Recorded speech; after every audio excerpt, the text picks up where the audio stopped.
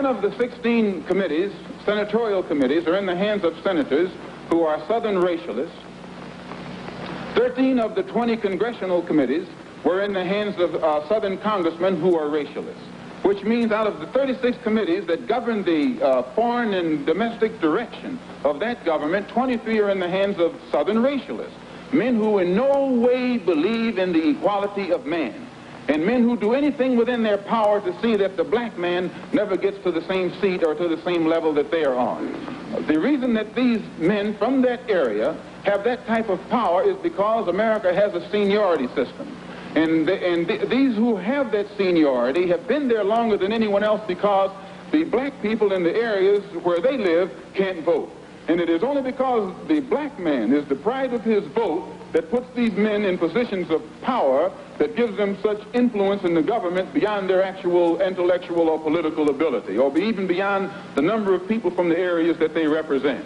So we can see in that country that no matter what the federal government professes to be doing, the power of the federal government lies in these committees, and any time a black man or any kind of legislation is proposed to benefit the black man or give the black man his just due, we find that it's locked up in these committees right here. And when they let something through the committee, usually it is so chopped up and fixed up that by the time it becomes law, it's a law that can't be enforced. Well, another example is the Supreme Court desegregation decision that was handed down in 1954. This is a law. And this law, they have not been able to implement this law in New York City or in Boston or in Cleveland or Chicago or the northern cities.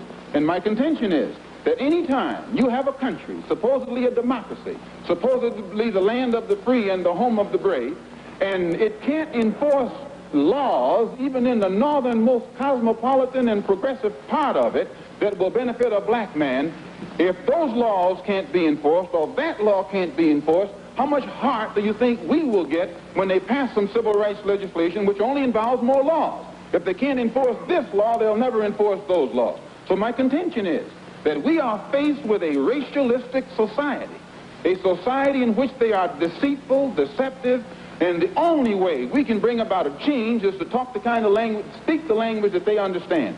The racialist never understands a peaceful language. The racialist never understands the nonviolent language. The racialist, he's spoken his language to us for 400 years. We have been the victim of his brutality. We are the ones who face his dogs that tear the flesh from our limbs, only because we want to enforce the Supreme Court decision. We are the ones who have our skulls crushed, not by the Ku Klux Klan, but by policemen, only because we want to enforce what they call the Supreme Court decision. We are the ones upon whom water hoses are turned with pressure so hard that it rips the clothes from our backs. Not men, but the clothes from the backs of women and children. You've seen it yourself. Only because we want to enforce what they call the law. Well, anytime you live in a society supposedly based upon law, and it doesn't enforce its own law because the color of a man's skin happens to be wrong, then I say those people are justified to resort to any means necessary to bring about justice where the government can't give them justice.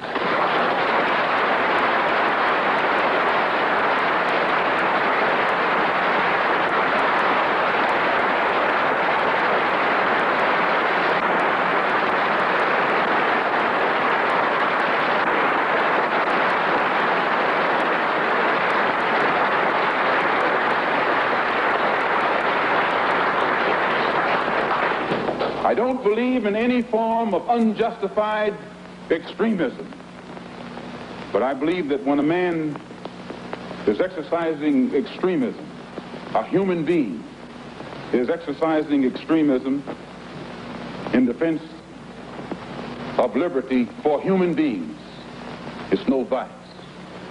And when one is moderate in the pursuit of justice for human beings, I say he's a sinner. And I might add in my conclusion, in fact, America is one of the best examples when you read its history about extremism. Old Patrick Henry said liberty or death. That's extreme. Very extreme.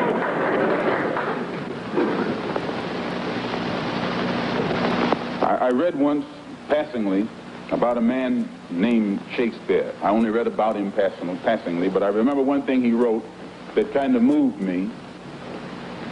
He put it in the mouth of Hamlet, I think it was, who said, "To be or not to be." He was in doubt about something.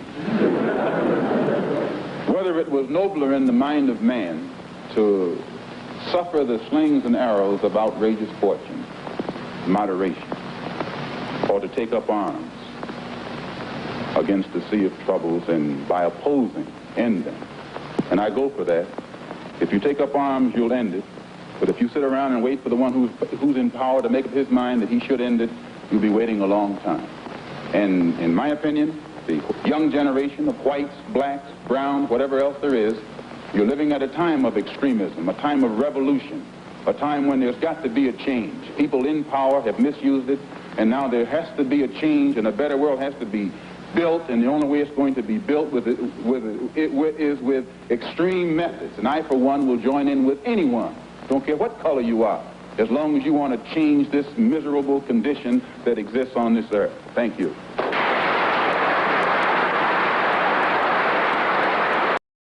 The first civilization to take Africans out of this continent were the Arabs. And they took Africans from the eastern coast. And it's sad that in that part of the world, there are not many Africans who remained, because it was in the business of the Arab enslaver to castrate Africans. We never say that, but we must say it because it is historically significant. Then the Europeans came